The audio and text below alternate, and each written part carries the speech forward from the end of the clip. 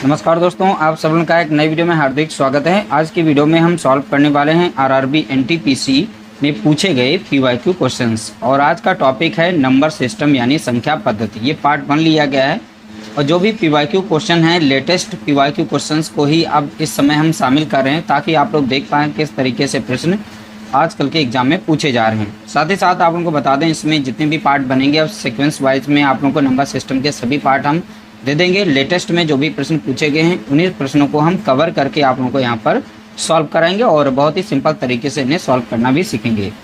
पहला प्रश्न दिया गया है, दो क्रमागत प्राकृतिक संख्याओं के वर्गों का योग, देखो बोला है गया है यहाँ पर वर्गों का योग 313 है, छोटी संख्या ज्ञात कीजिए। अब देखिए यहाँ पर ऑप्शन में नंबर दिए गए हैं। अब ये सभी के सभी कोई ना कोई एक छोटी संख्या रही होंगी। छोटी संख्या हम क्या करेंगे, बाई ऑप्शन ही से सॉल्व कर लेंगे। अब कैसे, देखिए जैसे यहाँ पर हम 12 का वर्ग करें, क्रमागत संख्याएं थी क्रमागत, तो 12 का वर्ग करेंगे प्लस यहाँ पर 13 का वर्ग करेंगे तो 12 का वर्ग कितना होता है, तो आप बताएंगे 144 होता है। 13 का वर्ग करेंगे 169 होता है।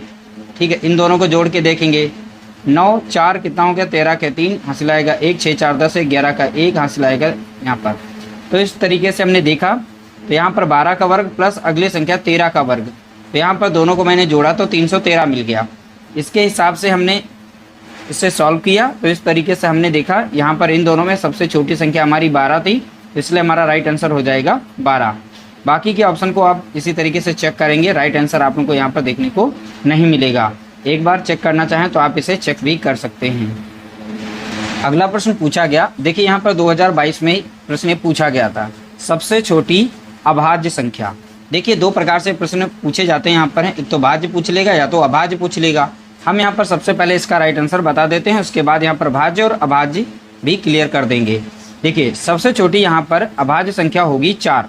अभाज्य संख्या का मतलब यहाँ पर ये होगा कि ऐसी कोई एक संख्या बताइए जिसके गुणनखंड कम से कम, अब सॉरी यहाँ पर अभाज्य संख्या पूछी थी, तो हमारा राइट आंसर यहाँ पर ऑप्शन यहाँ पर बी करेक्ट आंसर होगा।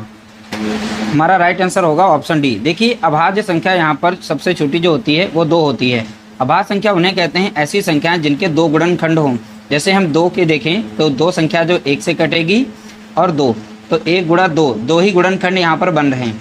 देखिए अब अगर यहाँ पर पूछ लेता भाज्य संख्या, सबसे छोटी भाज्य संख्या बताइए, तो स्टार्टिंग हम 1 से ही करते हैं। इन चारों में से अगर भाज्य संख्या पता करें तो वो संख्या हमारी 4 होगी।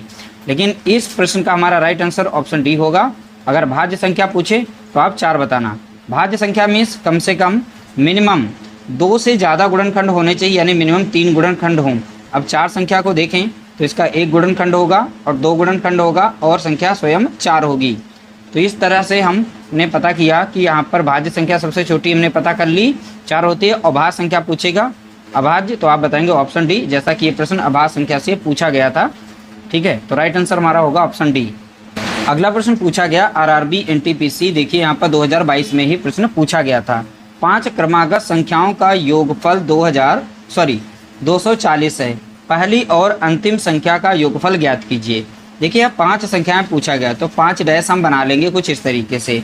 तो 5 संख्याओं का योगफल दिया गया 240, तो 240 हम यहाँ पर लिखेंगे। कितनी संख्याओं का योगफल है, तो आप बताएंगे 5। तो 5 से आप अगर भाग देंगे तो मध्य की संख्या निकल आएगी। अगर हमें मध्य की संख्या पता करनी है तो दी गई संख्याओं का योग जो दिया गया है, दी गई संख्याओं से ही भाग दें, तो उसका जो है मध्यमान निकल आएगा। तो 5 कम 5 लगेगा, 5 चौका 20 और 5 बटे 40।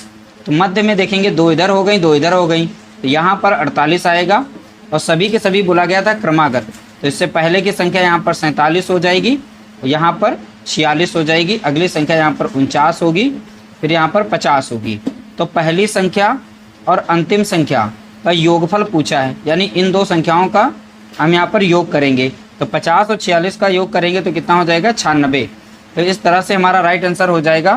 क्वेश्चन नंबर 3 का करेक्ट आंसर होगा ऑप्शन हमारा पहला करेक्ट आंसर होगा, यानी कि 96 हमारा राइट आंसर है। अगला प्रश्न पूछा गया, देखिए क्वेश्चन नंबर 4। तो क्वेश्चन नंबर 2 में हमने बताया था सबसे छोटी भाज्य संख्या। तो देखिए निम्नलिखित में से कौन सी सबसे छोटी भाज्य संख्या है। और यह प्रश्न देख सकते हैं 2022 में ही प्रश्न पूछा गया, तो भाज्य से भी पूछा गया था और अभाज्य से भी पूछा गया था। तो ध्यान रखिएगा, इसका राइट आंसर हो जाएगा ऑप्शन यहाँ पर बी करेक्ट आंसर होगा। भाज्य हम उन संख्याओं को कहते हैं जिनके कम से कम 3 गुणनखंड हों, या यूँ फिर कह सकते हैं मोर देन 2, यानी 2 से ज़्यादा उनके गुणनखंड होने चाहिए। तो 4 के अगर गुणनखंड देखें तो 1 मिलेगा, और इसका 2 मिलेगा और 4 मिलेगा। 1 से भी कटेगी, 2 से भी कट जाएगी, 4 से भी कट जाती, यानी स्वयं से भी कटती है। तो इस तरह से 4 के गुणनखंड कितने होंगे, यहाँ पर 3 हो जाएंगे। तो ये भाज्य संख्या हमारी होगी। देखिए अभाज्य संख्या में 2 ही गुणनखंड होते हैं। जैसे 3 के गुणनखंड निकालेंगे 1 और 3 होगा, 2 के गुणनखंड निकालेंगे 1 और 2 ही होता है। तो 1 को अगर पूछता है तो आप बताएंगे 1 ना तो भाज्य है ना तो अभाज्य है। ठीक है, तो इस तरह से राइट आंसर यहाँ पर भाज्य संख्या का होगा, यानी सबसे छोटी जो भाज्य संख्या होगी ऑप्शन बी राइट आंसर, यानी 4 हमारा करेक्ट आंसर होगा। अगला प्रश्न पूछा गया आरआरबी एनटीपीसी 9/9/2022 में ही प्रश्न यह पूछा गया। देखिए 3 क्रमागत प्राकृतिक संख्याओं का योग 141 है, तो मध्य संख्या का मान ज्ञात कीजिए। 3 संख्याएं यहाँ पर थी। ठीक है, अब जब भी हम मध्य संख्या निकालते हैं, दी गई संख्याओं का योग जो भी दिया जाता है वो ऊपर आप लिख लेंगे इस तरीके से। जितनी संख्याएं थी उनकी संख्या से भाग देंगे। कितनी संख्या यहाँ पर 3 क्रमागत है, तो 3 से हम इसे भाग दे देंगे। 3 कम 3 लगेगा, और 3 चौके 12। ठीक है, 3 चौके 12 और 3 सत्ते 21। तो इस तरह से हमें यहाँ पर मध्य की संख्या जो मिलेगी वो 47 मिलेगी। यही यहाँ पर इसका राइट आंसर है। देख सकते हैं कुछ आप इस तरीके से अगर सॉल्व करते हैं तो कुछ भी नहीं करना होगा, मध्यमान यहाँ पर आसानी से निकाल लेंगे। अगर इसमें पूछ लेता सबसे छोटी संख्या बताइए, और वैसे भी एक क्रमागत थी, तो इससे पहले संख्या कौन सी होगी तो आप बताएंगे 46, और इसके बाद की संख्या कौन सी होगी तो आप बताएंगे 48। अगर बड़ी पूछता तो 48 बताते, छोटी पूछता अब 46 बताते। इनका छोटी और बड़ी का अंतर अगर पूछ ले तो आप यहाँ पर 2 का अंतर बताते। अगर दोनों का योग पूछता तो इन दोनों को जोड़ लेते। क्वेश्चन जो है किसी भी तरीके से पूछा जा सकता है, तो हमने यहाँ पर तरीके बता दिए हैं। आप इस तरीके से प्रश्न को आसानी से सॉल्व कर सकते हैं। अगला प्रश्न पूछा गया 2 धनात्मक संख्याओं का योग 45 है और उनका अंतर 19 है, संख्याएं ज्ञात कीजिए। यह प्रश्न देख सकते हैं 2022 में ही पूछा गया। अब देखिए 2 संख्याएं हैं, a प्लस b का मान यहाँ पर बोला गया है, यानी 2 संख्या हमने a प्लस b मान ली, तो इनका योग यहाँ 45 बोला गया है। दूसरा यहाँ पर इन दोनों का अंतर जो है यहाँ पर दिया गया है 19। ठीक है, तो ऑप्शन से हम चेक करते हुए इन्हें सॉल्व कर लेंगे। तो पहली संख्या को अगर हम यहाँ पर जोड़ें तो 3 2 कितना हो जाएगा 5। ठीक है, और 3 यहाँ और 1 यहाँ 45 हो जाएगा। लेकिन क्या अंतर इनका यहाँ पर हमें 19 मिलेगा, तो हम माइनस करके देख लेते हैं। तो 32 से अगर हम 13 को माइनस करें तो 12 से हमारा 3 जाएगा, बचेगा कितना 9। अब यहाँ बचा 2, 2 से 1 जाएगा, बचेगा 1, यानी करेक्ट आंसर। यानी पहला भी यहाँ पर स्टेटमेंट फॉलो कर रहा है, दूसरा जो स्टेटमेंट अंतर का दिया गया वो भी फॉलो कर रहा है। तो हमारा पहला ही यहाँ पर ऑप्शन सही है। बाकी ऑप्शन को अगर चेक करेंगे तो आपका ऑप्शन यहाँ पर मैच नहीं करेगा, यानी इसके राइट आंसर नहीं आएंगे। लेकिन मैंने दोनों को जोड़ा तो 45 हमें मिल गया, दोनों का अंतर निकाला तो हमें 19 मिल गया, यानी हमारा करेक्ट आंसर यहाँ पर जो भी दिया गया वो ऑप्शन हमारा पहला ही दिया गया है। अगला प्रश्न पूछा गया प्रथम 8 अभाज्य संख्याओं का योग 7 से विभाजित करने पर के बराबर होगा। यह प्रश्न 2022 में पूछा गया, 22/8/2022 में। देखिए जितने भी यहाँ पर बोला गया प्रथम 8 अभाज्य संख्याएं, तो सबसे छोटी अभाज्य संख्या कितनी थी, कौन सी है तो आप बताएंगे 2। अब 2 से बड़ी यहाँ पर अभाज्य संख्या कौन सी हो जाएगी तो आप बताएंगे 3। 3 से बड़ी अभाज्य संख्या होगी यहाँ पर 5। 5 से बड़ी अभाज्य संख्या कौन सी होगी तो आप बताएंगे यहाँ पर 7। और 7 से बड़ी अभाज्य संख्या यहाँ पर 11 होगी। इससे बड़ी संख्या हमारी यहाँ पर 13 होगी। इसके बाद यहाँ पर हमारी एक 17 अभाज्य संख्या आएगी, एक आ जाएगी 19। तो इस तरह से सभी संख्याओं को गिनेंगे तो यहाँ पर 8 अभाज्य संख्याएं होंगी, 1 2 3 4 5 6 7 8। इन सभी का अगर योग करेंगे तो हमें मिलेगा यहाँ पर 77। तो सभी संख्याओं को आप बारी बारी से जोड़ लेंगे तो योग में आपको मिलेगा 77। बोला गया है 8 अभाज्य संख्याओं का योग जो है 7 से विभाजित करने पर, तो 7 से अगर विभाजित करें तो हमें क्या मिलेगा 7 कम 7 7 कम 7 7 कम 7, यानी 11 हमें प्राप्त होगा। वही पूछा गया था किसके बराबर है, तो आप बताएंगे ऑप्शन बी के बराबर दिया गया मान है। अगला प्रश्न पूछा गया कि 50 से कम अभाज्य संख्याओं की कुल संख्या ज्ञात कीजिए। यहाँ पर हम सिंपल तरीका बताएंगे, उस तरीके से आप इस प्रश्न को अच्छे से तैयार रखेंगे। अगर आपसे पूछे 1 से 100 के बीच में कुल अभाज्य संख्याओं की संख्या कितनी है तो आप बताएंगे टोटल 25। तो 1 से 100 के बीच में कुल अभाज्य संख्याओं की संख्या कितनी है, तो आप बताएंगे 25। ठीक है। अगर 1 से 50 के बीच में पूछे आपसे अभाज्य संख्याओं की संख्या, तो आप बताएंगे 15। ठीक है, तो इस तरह से याद रखिएगा। अब 50 से 100 के बीच में अगर पूछे तो आपको बताना है 10 अभाज्य संख्याएं होती हैं। अब इनकी कुल जो टोटल 25 अभाज्य संख्याएं हैं उनको आप याद कर लीजिएगा। अब इस तरीके से, या फिर ना याद करें तो इस तरीके से नंबर याद रखिएगा। 1 से 100 के बीच में कुल कितनी है, 1 से 50 के बीच में कितनी है, 50 से 100 के बीच में कितनी है। अब इन्हीं में से संख्या पूछी जाएगी। ये प्रश्न देख सकते हैं 2022 में पूछा गया, लेकिन यहाँ पूछा 50 से कम। 50 से कम यानी 1 से 50 के बीच वाली संख्याएं पूछी हैं। तो 1 से 50 के बीच में कुल संख्याएं कितनी है, तो आप बताएंगे 15। यहाँ पर इस तरीके से राइट आंसर हो जाएगा, ऑप्शन बी हमारा करेक्ट आंसर होगा। तो अभाज्य संख्याओं की कुल संख्या कितनी होगी 1 से 50 के बीच में, तो आप बताएंगे 15।